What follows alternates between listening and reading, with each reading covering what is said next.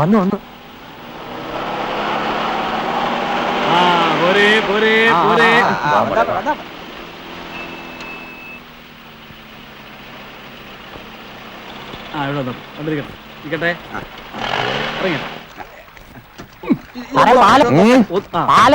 സാറേ, പാലം അപകടത്തിലാണെന്ന് പറയുന്നുണ്ടെങ്കിലും മനുഷ്യർ കയറുകയും ഇറങ്ങുകയും ചെയ്യുന്നു. ആരെങ്കിലും ചത്താല് അടുത്ത് താമസിക്കുന്ന ഞാനാണ് സാക്ഷി പറയേണ്ടത്.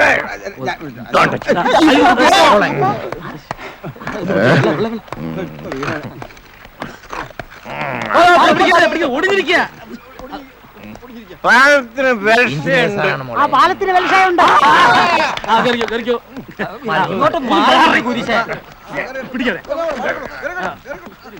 ഇന്നതിന്റെ വണ്ടി വണ്ടി പോട്ടെ വണ്ടി പോട്ടെ പോട്ടെ.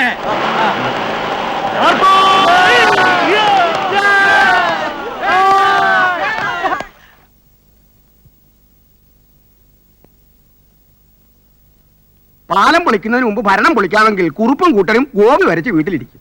ഈ കുറുപ്പ് ഭരണം ആരും പൊളിക്കാതെ താനെ പൊളിഞ്ഞോളൂ. നമ്മുടെ പ്രസ്താവന ഇപ്പൊ തിരുത്തേണ്ടിയിരിക്കുന്നു. അധികാരത്തിന്റെ പിന്നാലെ വിശപ്പുള്ള ഏത് രാഷ്ട്രീയക്കാരനും പോകും. പക്ഷെ കാര്യമായിട്ടൊന്ന് ശ്രമിച്ചാലേ ഒരു 2-3 പേരെങ്കിലും നമ്മളോട് പോരുമെന്നാണ് എന്റെ ഉറച്ച വിശ്വാസം. KCQCS കൗരവക്കാരണവരെ കഴിഞ്ഞ ആഴ്ച കണ്ടപ്പോൾ ഒരു സ്വരവ്യത്യാസം പോലെ തോന്നി. സ്വരവ്യത്യാസം ജലദോഷം കൊണ്ടും വരാം. സെൽഫ് ഇംപ്രൂവ്മെന്റ് പാർട്ടിയുടെ നാരദനോണിത്താനെ ഒന്ന് ശരിക്കും പിടിച്ചാൽ കയ്യിൽ വീണെന്ന് വരും. കുറുപ്പുമായി ഈടെ അല്പം മുടക്കില്ല. അവരൊരു കുഴി ചാകാനിരുന്നല്ലേ. അയാളുടെ വീടിന് അടുത്തോടി പറ്റിയ പുതിയ റോഡിന് കുറുപ്പിന്റെ പേരിട്ടെന്നാ പരാതി. സ്വജനപക്ഷ സേവാസന ബറാബാസിനും തള്ളി നോക്കാവുന്നതാണ്. പക്ഷെ അയാളുടെ ചില ബലഹീനതകൾ നമ്മൾ സഹിക്കേണ്ടി വരും. നോൺ വെജിറ്റേറിയൻ ആയിരിക്കും. നമുക്ക് കോവളത്തോ തേക്കടിയിലോ മലമ്പുഴ യക്ഷിയെടുത്തോ കൊണ്ടുപോയി കളയാം. ചാക്കിന്, കാറിന്, മുറിവാടയ്ക്ക്, കുപ്പിക്ക്, ബെഡ്ഷീറ്റിന്, യക്ഷിമാർക്ക്, ഇതിനെല്ലാത്തിനും കൂടി നല്ലൊരു തുക വരും. 1,00,000 രൂപയുടെ ഒരു ചാക്ക് ഫണ്ട് പിരിവ് തുടങ്ങിയാലോ? കഴിഞ്ഞ ആഴ്ച ഒരു പിരിവ് നടത്തിയത്. ഇപ്പൊ പുറത്തോട്ടിറങ്ങുന്ന ആളുകൾ കണ്ടവിടെ മേടിച്ച് വലിയ. അത് ശരിയാ. തൽക്കാലം ഫണ്ട് പിരിവ് വേണ്ട.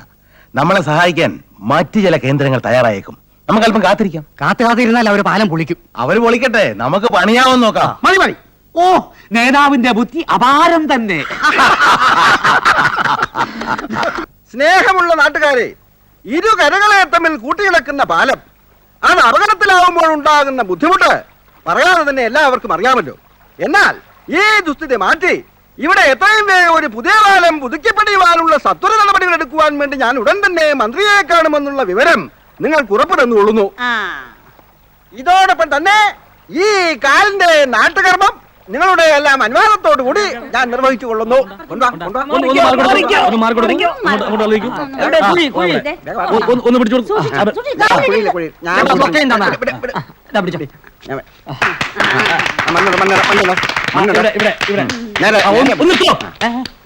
പാലത്തിന്റെ അങ്ങേറ്റത്തുള്ള ബോർഡ് സ്ഥാപിക്കുന്നത് പഞ്ചവടി റാഹേലാണ്.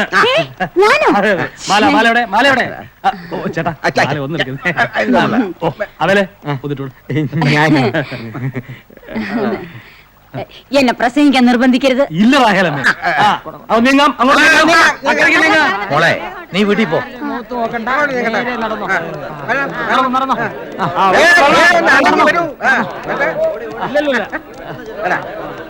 എടുത്തിട്ട് പോണം. എന്റെ വണ്ടി കോപ്പൊക്കെ പോടാ.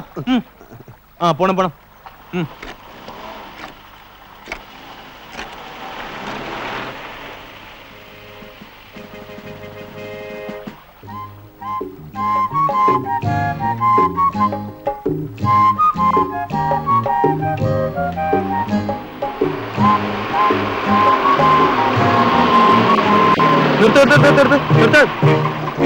ആളെ ഇറക്കി കയറ്റണം. പാലത്തിന്റെ അപ്പുറത്തുനിന്ന് കയറിയാൽ മതി. അതെന്നാ പറയാം. അതങ്ങനെയാ. ഇറങ്ങി ഇറങ്ങി.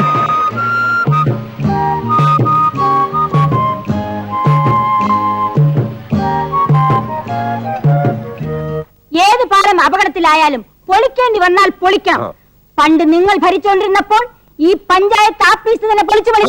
ഈ പൊളിച്ചു പണിയുടെ പിന്നിലെ ഭ്രാന്തൻ ബുദ്ധി ഈ പഞ്ചായത്ത് പ്രസിഡന്റിന്റെ ഭാര്യയുടേതാണെന്ന് ഈ നാട്ടിലെ ജനങ്ങളുടെ പാട്ടാ. ഈ സഭയിലില്ലാത്ത മണ്ടൂരിയമ്മയുടെ പേര് ഈ ചർച്ചയിൽ വലിച്ചഴിക്കേണ്ട ആവശ്യമില്ല. പാലവും ഈ സഭയിലില്ലല്ലോ. പ്യാലവും പെണ്ണും തമ്മിലുള്ള വ്യത്യാസം എന്താണെന്ന് ഈ യോഗം കഴിഞ്ഞിട്ട് അഷ്ടോക്കർ പണിക്കിറക്കി ഞാൻ പറഞ്ഞുതരാം. ഒരു സ്വേച്ഛാധിപതിയെ പോലാണ് പ്രസിഡന്റ് ഇക്കാര്യത്തിൽ പെരുമാറിയത്. പ്രതിപക്ഷത്തോട് പോട്ടെ, സ്വന്തം മുന്നണിയിൽപ്പെട്ട അംഗങ്ങളോട് പോലും ആലോചിക്കാനുള്ള സാമാന്യ മര്യാദ കാണിച്ചില്ല. ഞങ്ങളോടൊക്കെ ആലോചിച്ചിട്ട് തന്നെയാ എന്ന് പറഞ്ഞാൽ മെമ്പർ റാഹേലോടും ഭർത്താവിനോടും ആയിരിക്കും. സഭയിലില്ലാത്ത എന്റെ ഭർത്താവിനെ കുറിച്ച് സംസാരിക്കരുത്. ഞാനിവിടെ ഉണ്ട്. അവിടെ നിന്നാ മതി. പ്രതിപക്ഷ നേതാവ് വസ്തുതകൾ വളച്ചൊടിക്കുകയാണ്. പാലം അപകടത്തിലാണെന്ന് പറഞ്ഞത് പഞ്ചായത്ത് പ്രസിഡന്റ് അല്ല, എക്സിക്യൂട്ടീവ് എഞ്ചിനീയറാണ്. അദ്ദേഹം വന്ന് പരിശോധിച്ച് തീരുമാനിച്ചിട്ടുള്ളതാണ്. അതെ, എക്സിക്യൂട്ടീവ് എഞ്ചിനീയർ ഒരു എക്സിക്യൂട്ടീവ് എഞ്ചിനീയറെ മദ്യത്തിൽ കുളിപ്പിച്ച് പാലത്തെ കൊണ്ടുവന്ന കഥ ഇവിടെ അങ്ങാടിപ്പാട്ടാണ്. അയാളുടെ ഛർദ്ദലിന്റെ അവശിഷ്ടങ്ങൾ ഇപ്പോഴും പാലത്തിന്റെ ഇരുമ്പഴികളിൽ പറ്റി പിടിച്ചിരിപ്പുണ്ട്. അത് കഴിക്കാൻ ഉടനെ വേണ്ട ഏർപ്പാട് ചെയ്യും. ഈ പഞ്ചായത്ത് ചീഞ്ഞു നാറുകയാണ്. അധികാരത്തിന്റെ മത്ത് പിടിച്ച അന്ധനായ പ്രസിഡന്റ് ഈ നാടിനെ കുട്ടിച്ചോറാക്കും. ഞാൻ ഇദ്ദേഹത്തിന് രാജി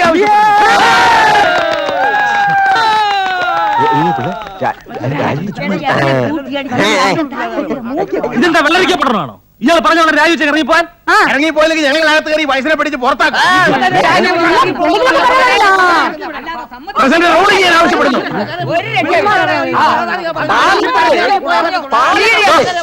പാലത്തിന്റെ വിശദമായ ചർച്ച ഇനി ആവശ്യമില്ല. അജണ്ടയിലെ അടുത്ത ഇനത്തിലേക്ക് പ്രവേശിക്കാം. വിധവാ പെൻഷൻ. വിവിധ വിധവാ പെൻഷൻ. അവന്റെ അച്ഛയുടെ വിധവാ പെൻഷൻ. ഇരുന്നില്ലെങ്കിൽ നീ എന്തോ മൂത്താനാടാ. മെമ്പർ അന്തസ്സായിട്ട് സംസാരിക്കണം. പഞ്ചവടി രാഹേലിന്റെ അന്തസ് നാട്ടുകാർക്കൊക്കെ അറിയാം. അവനെ ചെരുപ്പൂരി അടിവാകാതെ എന്നാ അടിക്കാനിങ്ങി വാഴ.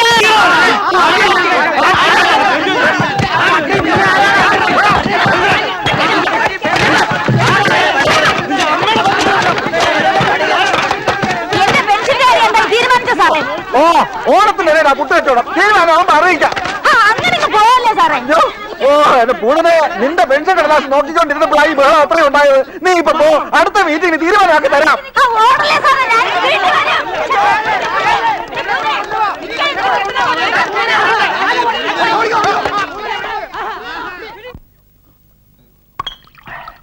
പഞ്ചായത്ത് മീറ്റിംഗ് കൂടുമ്പോ ചിലപ്പോ നമ്മൾ അങ്ങോട്ടും ഇങ്ങോട്ടും ചീത്ത വിളിച്ചെന്ന് വരും, വഴക്കിട്ടെന്ന് വരും.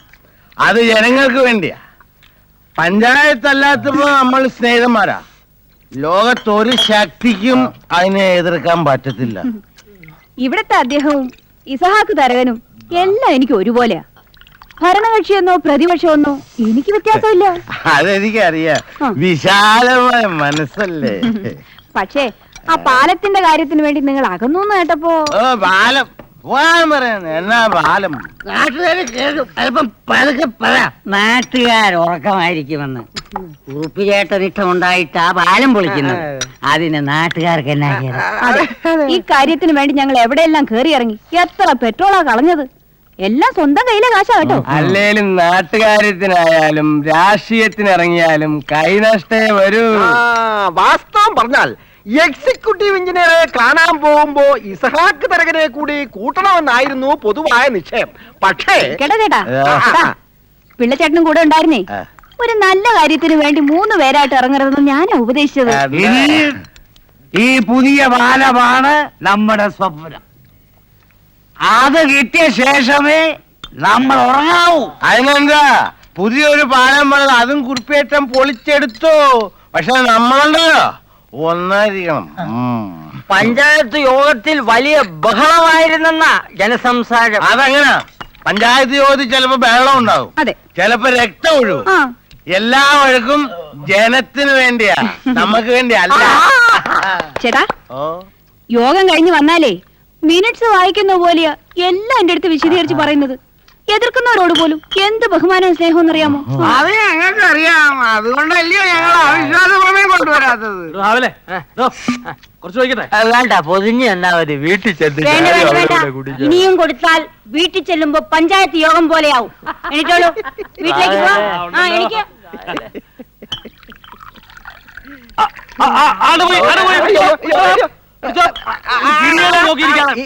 ബാറബാസിനെ പൊക്കണ്ട, ഇന്നിവിടെ കിടന്നോട്ടെ, നാളെ കാലത്ത് എടുത്തോണ്ട് പോകാം.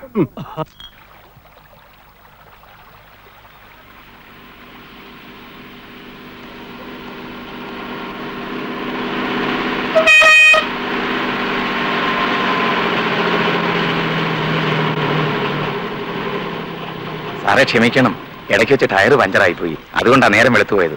എങ്ങനെങ്കിലും ഒന്ന് കടത്തിവിടാം. ആഴ്ച താഴെ ഇറക്കാം. സാറേ, ഇരട്ടിയുണ്ട് സാറേ.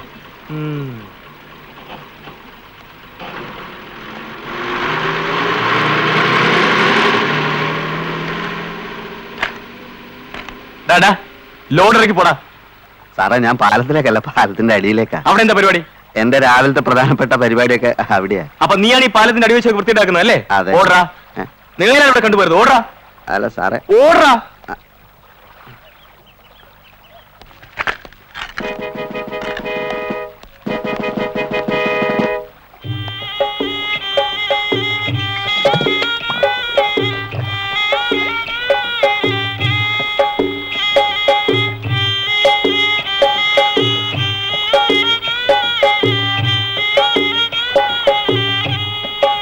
സാറേ, എന്തോ ഉണ്ട് വിശേഷം?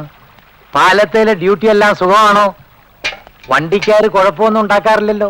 ഒരു കുഴപ്പമില്ല. ഒരു കാപ്പി എടുക്കട്ടെ? വേണ്ട വേണ്ട വേണ്ട, എനിക്ക് കാലത്തെ കാപ്പി കുടിക്കുന്ന പതിവില്ല.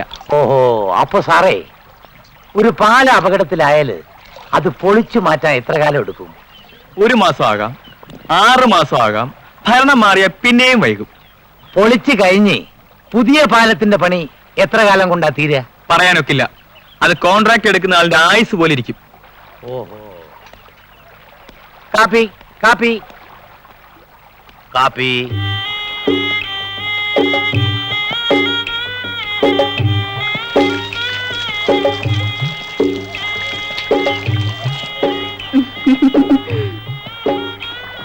ഏമാനെ, പാലത്തിൽ കൂടി നടക്കാമോ? ഇടിഞ്ഞു വീഴത്തൊന്നും ഇല്ലല്ലോ.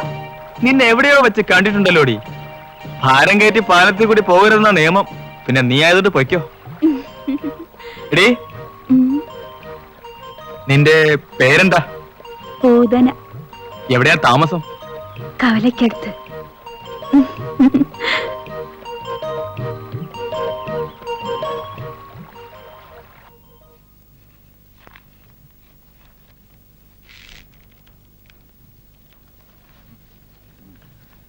കാറിൽ തന്നെ അല്ലേ ചേട്ടാ നമ്മൾ തലസ്ഥാനത്തേക്ക് പോകുന്നത്?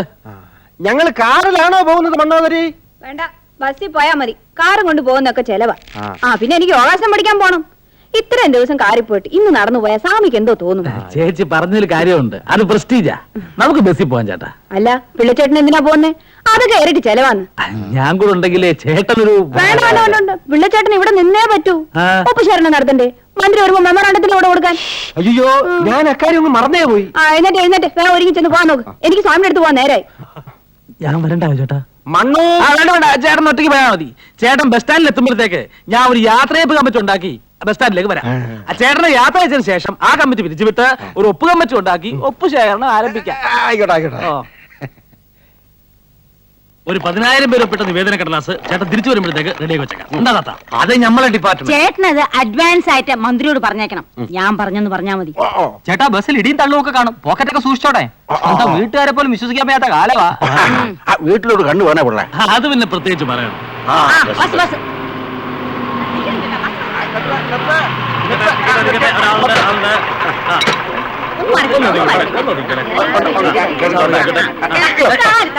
എടോ എടോ, തന്നെ ഞാൻ അന്വേഷിച്ച് നടക്കായിരുന്നു. കടമാണിച്ച രൂപ എവിടെ? എന്റെ മാതാവേ, തന്നെ ഞാൻ എടുത്തോളാം.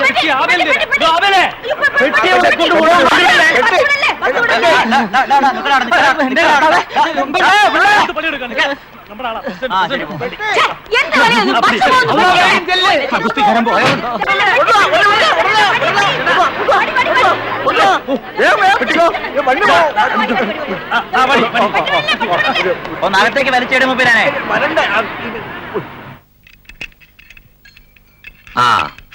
ഞമ്മക്കൊരു ഒപ്പ് വേണമല്ലോ.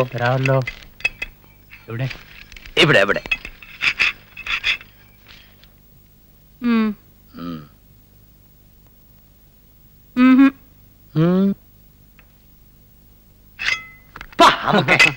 കൈ പൊള്ളിയല്ലോ.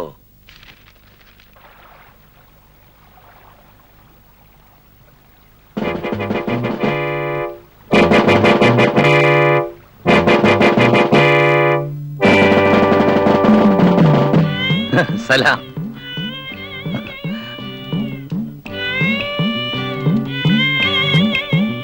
അനാർക്കലി, വാപ്പാ, ആ കാക്കി ഉടുപ്പുകാരൻ ഇവിടെ എന്തിനാ വന്നത്? എന്തിനാ വന്നതെന്ന്? വാപ്പ പോയി കുറെ കഴിഞ്ഞപ്പോ ഇവിടെ വന്ന് വല്ലാതെ ദാഹിക്കുന്നു എന്ന് പറഞ്ഞു. അപ്പൊ ഞാൻ വെള്ളം കൊടുത്തു. പിന്നെ പിന്നെ പിന്നെ വിശക്കുന്നു എന്ന് പറഞ്ഞപ്പോ ബാപ്പയ്ക്ക് വെച്ചെന്ന് ചോറും കൊടുത്തു. അയാൾ എന്ത് ചോദിച്ചാലും നീ കൊടുക്കുവോ? പോലീസല്ലേ വാപ്പ, ചോദിക്കുന്ന കൊടുക്കാതിരിക്കാൻ പറ്റുമോ?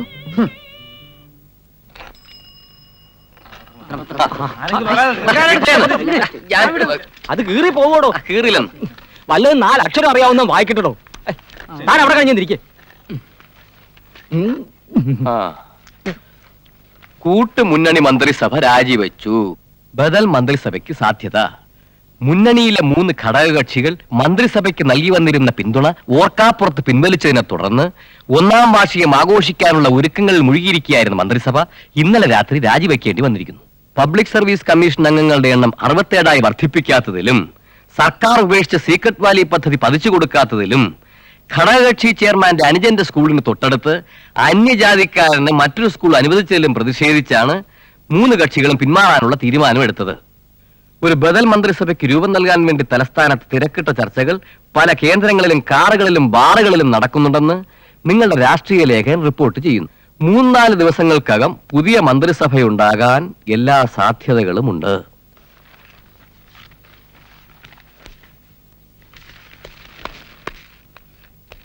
രണ്ടു 3 ദിവസം സ്റ്റേറ്റ് കാറുകളെ പേടിക്കാതെ വഴിയേ പോകാം. ഈ കുറിപ്പേറിന്റെ നക്ഷത്രം ഏതാ? ചേട്ടൻ തലസ്ഥാനത്ത് കാലുകുത്താനിരുന്നു മന്ത്രിസഭ പൊളിയാൻ. വലിയ മനപ്രയാസമായി പോയി ചേച്ചി. പേര മന്ത്രിസഭ വരുമെന്നാ പിള്ളച്ചേട്ടാ കേട്ടത്. ഓ, ഈ മന്ത്രിസഭാ പ്രതിസന്ധിയിൽ മരാമത്ത് മന്ത്രി മൗനമാ. പിള്ളച്ചേട്ടൻ ശ്രദ്ധിച്ചോ? ഇല്ല. അഭിപ്രായമൊന്നും പറഞ്ഞിട്ടില്ല. അതിനർത്ഥം പുതിയ മന്ത്രിസഭയിൽ ഇപ്പോഴത്തെ മന്ത്രിക്ക് തന്നെ മരാമത്ത് വകുപ്പ് കിട്ടും. കിട്ടാതെ എവിടെ പോവാനാ? അല്ലെങ്കിൽ അതിന്റെ പേര് മന്ത്രിസഭ വീണ്ടും താഴെ പോകൂലേ? വിളിച്ചോ മന്ത്രി മാറിയ ഒപ്പുകളും മാറ്റി വാങ്ങേണ്ടതായിട്ട് വരുമോ?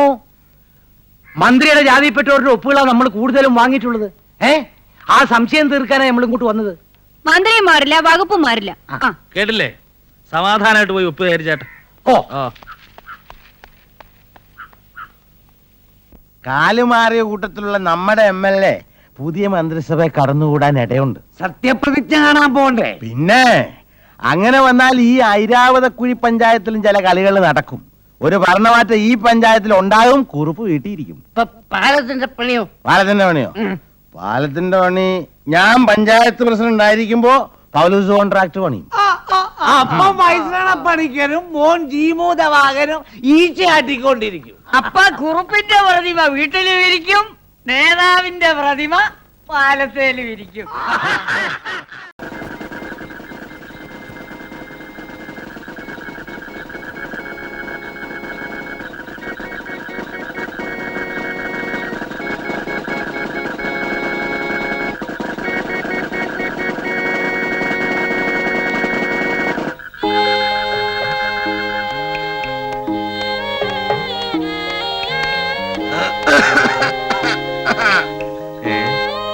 എന്താടാ നിന്റെ മറ്റേ അടുത്തൊരു ചുമ?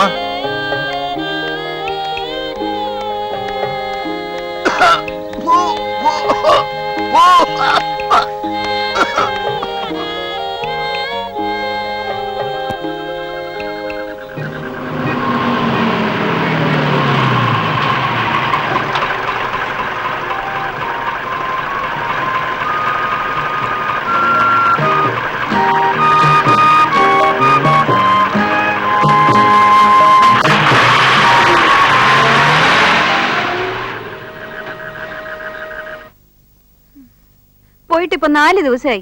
യാതൊരു വിവരവും ഇല്ല. പുതിയ മന്ത്രിസഭയും വരുന്നില്ല. എന്നാ പിന്നെ വിവരത്തിനൊരു കത്തെങ്കിലും അയക്കരുതോ? ചേച്ചി വിഷമിക്കണ്ട. സത്യപ്രതിജ്ഞയും കഴിഞ്ഞ് പുതിയ മന്ത്രിയും കൊണ്ട് ചേട്ടൻ വരൂ. അതാ താമസിക്കുന്നത്. എനിക്കതല്ല, ചേട്ടന് വല്ല ഏനക്കേടും പറ്റിയോന്നാ എന്റെ സംശയം. ഇത്രയും താമസിച്ച സ്ഥിതിക്ക് തലസ്ഥാനം വരെ പോയെന്ന് അന്വേഷിക്കേണ്ടതാ. ഇനി മന്ത്രിസഭയുടെ വീഴ്ചയിൽ ചേട്ടന് വല്ല പരിക്കോ ഷോക്കോ? എന്റെ കർത്താവേ. ശരിയാ, ഹാബേല് മാപ്പിള പറഞ്ഞപ്പോ എനിക്കങ്ങ് പേടിയാവുന്നു. ഇതുവരെ ഞാൻ എങ്ങും ഒറ്റയ്ക്ക് വിട്ടിട്ടില്ല. ചേച്ചി ഒരു കാര്യം ചെയ്യും. വണ്ടിക്കൂലിക്കും 2 ദിവസത്തെ താമസനും ചേട്ടനെ തപ്പാനുള്ള ടാക്സിക്കും എല്ലാം കൂടെ കുറച്ച് കാശും തന്നാട്ടെ. ഞങ്ങളൊന്നു പോയി അന്വേഷിച്ചിട്ട് വരാം. എന്താ? അത് എത്ര കാശാവും പിള്ള ചേട്ടാ? Fast passenger, MLA quarters, secretariat, Muscat, പിന്നെ തിരിച്ച് വീണ്ടും ഹോട്ടലില് എല്ലാം കൂടെ ഒരു 200-250 രൂപ. അത് കുറച്ച് കൂടുതലാ. ബാക്കി ഉണ്ടെങ്കിൽ ഞങ്ങൾ ഈ കൊണ്ടുവരികയല്ലേ ചേച്ചി.